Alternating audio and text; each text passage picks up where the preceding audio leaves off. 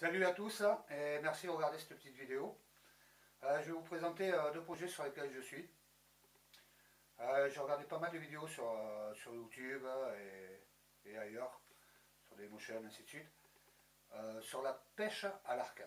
Voilà, en ce moment c'est un truc qui me trotte un peu dans la tête. Donc j'ai essayé de réaliser ma propre flèche plutôt que d'en acheter une déjà dans le commerce. Voilà. Pourquoi pour économiser les quelques sous que ça coûte de commander une flèche par internet. Et pour essayer justement d'être autonome, de créer ma propre flèche. Voilà, un petit challenge, un petit truc que je me fais quoi. Donc j'ai récupéré un morceau de tube en alu, creux, donc bien léger quoi. Et un bout en acier, en fer, voilà, qui était assez intéressant parce qu'il était long, que j'ai serti dans l'alu en tapant dessus, en écrasant, en essayant de faire une sorte de soudure à froid à la frappe quoi. Donc j'ai bien enfoncé, bien frappé, voilà, sûrement le renforcer un petit peu. Ce qui était intéressant, c'est qu'il y avait déjà cette grande encoche dessus, justement pour pouvoir y passer une ficelle. Voilà. Sur ce morceau de fer, je l'ai taillé en pointe, affûté. J'ai soudé deux petits morceaux de rondin en fer aussi, voilà, là et là, histoire de faire grappin, harpon. Voilà. Histoire que quand je tire la flèche, elle traverse le poisson. En retirant la flèche, ça agrippe. Donc voilà, je suis en train de calculer un peu est-ce que je dois y mettre des plumes ou pas, comment faire l'embout pour pas fracasser la corde de l'arc aussi. Donc peut-être récupérer sur une vieille flèche ou fabriquer un petit embout en bois carrément. Voilà, j'ai pensé à ça peut-être. Voilà, est-ce qu'il y a vraiment une utilité de mettre des plumes ou pas. Donc si vous avez des conseils, des commentaires, n'hésitez pas, hein. Écrivez dessous des astuces, des conseils si vous avez déjà pratiqué la pêche à l'arc ou quoi. Ça peut être sympa. Et j'ai pensé également sur l'arc, vu que j'ai un arc comme ça, où il y a déjà des trous pour mettre un viseur. Utiliser ces deux vis qui sont déjà en place pour mettre un support, faire un support, un pied, avec une bobine pour le fil. Alors j'hésite entre la bobine et un fil, tout simplement pour après tirer à la main, comme j'ai déjà vu dans les vidéos, ou pourquoi pas récupérer un moulinet et mouliner. Donc là c'est la grosse hésitation, c'est le doute. Donc je me pose des questions là-dessus. Donc tout ça c'est du projet, c'est du calcul. Tout aussi bien ça marchera jamais comme ça marchera super bien. Donc c'est des tests, c'est l'expérience, comme ça qu'on voit, qu'on apprend, qu'on perfectionne la chose. Donc je vais essayer de réaliser ce truc et pourquoi pas faire après une autre vidéo que je le testerai, j'essaierai d'attraper un poisson avec quoi.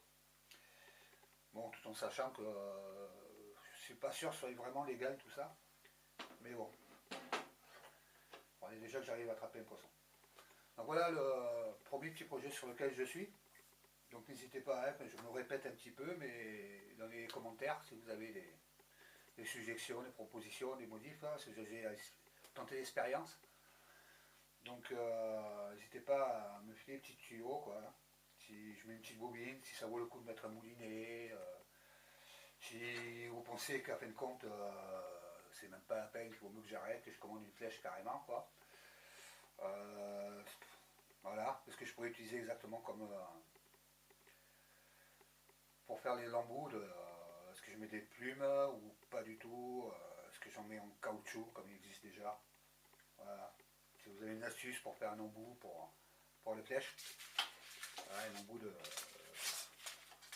hop, dans ce style là, voilà, pour mettre sur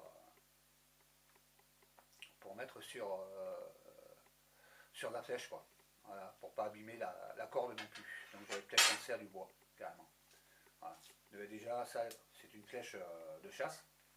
Voilà. L'avantage de cette flèche, c'est qu'on peut les faire en haut. Hop. Voilà, on enlève la pointe et on peut y mettre une pointe de flèche dessus à son goût. Donc peut-être une flèche comme ça suffirait quand j'achète juste une pointe.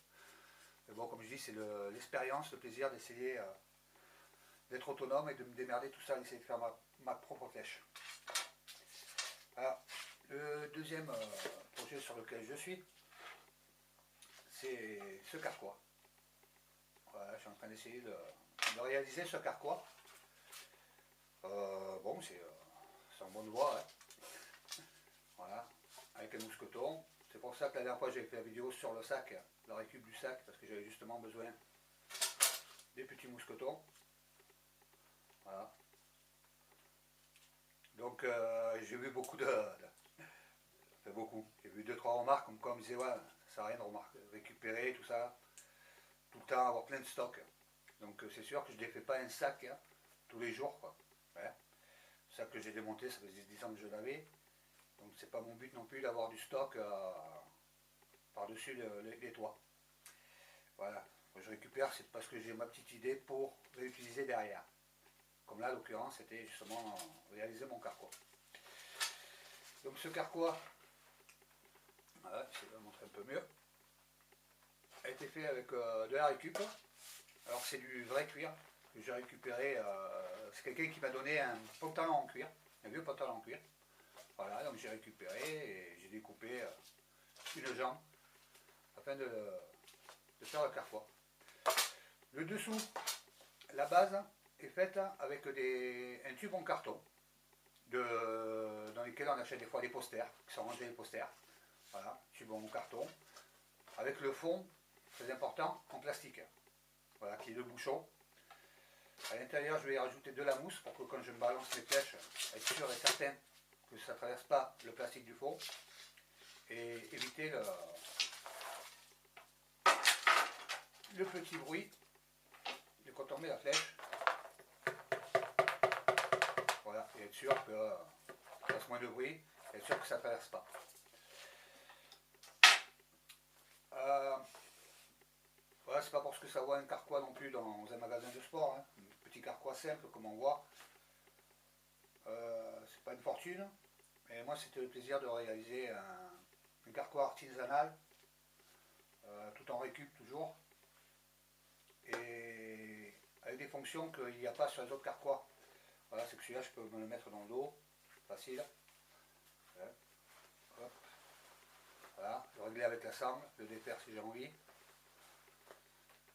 Et s'il y a une deuxième sangle dessus, c'est parce que je suis en train de calculer pour pouvoir le mettre non seulement à l'épaule, mais aussi rapidement à la ceinture. Voilà. Moi, je peux rater ça de l'autre côté logiquement. Mais bon, voilà. Le but c'est d'avoir un carquois à double utilité. Ceinture et dos. Et aussi, vu que je vais des fois au centre de tir quand il fait beau en vélo, j'ai la chance d'en avoir un pas très loin, de pouvoir l'accrocher sur le vélo. Voilà, d'où l'utilité des sangles pour pouvoir l'accrocher sur le vélo. Double utilité aussi si je dois évacuer par exemple en vélo, en cas de grosse crise, ou partir à la chasse en vélo, pourquoi pas, partir à la chasse à l'arc en vélo, pouvoir l'accrocher le carquois sur le vélo facilement. Quoi encore? Oui, ça peut servir à autre chose aussi. Pour mettre sur un vélo, ça peut servir aussi d'étui pour ranger une canne à pêche, pourquoi pas. Ça peut servir d'étui pour ranger une carabine. Ça peut avoir différentes utilités qu'un carquois uniquement pour les flèches. Voilà. Donc là-dessus, ouais, si vous avez envie que je fasse un petit tutoriel là-dessus, pour les gens qui ne savent pas trop bricoler, qui ont besoin d'avoir 2-3 bases, je pourrais faire une vidéo dessus, vu que mon fils, en le voyant, il m'a dit « Papa, je veux la même ». Voilà. Donc je vais être obligé d'en refaire un, c'est obligatoire. Donc si vous avez envie d'un tuto, vous me le dites dans les commentaires. Je ferai un petit tutoriel vite fait dessus sur le prochain carquois que je ferai, en donnant quelques bases, voilà. Voilà, c'était tout, c'était juste pour faire une petite vidéo rapide sur les deux projets que j'avais. Et essayer de récolter peut-être des petites infos, des petits conseils. Voilà. Donc, entre parenthèses, j'oublie pas du tout la vidéo bricolage en mode survie. J'avais dit que j'en ferais une par mois. Et donc là, on est en décembre, donc j'en ferai une ce mois-ci, basée sur les petites idées qu'on m'a déjà données sur l'autre. Voilà. Donc il y en a une qui relève du lot. Et j'ai déjà réfléchi tout ça, j'ai pas fait de recherche dessus. Mais bon, ça c'est une autre histoire, une prochaine vidéo. C'était juste pour dire que je n'avais pas oublié, vous inquiétez pas. Voilà, ben merci bien et à bientôt. Ciao.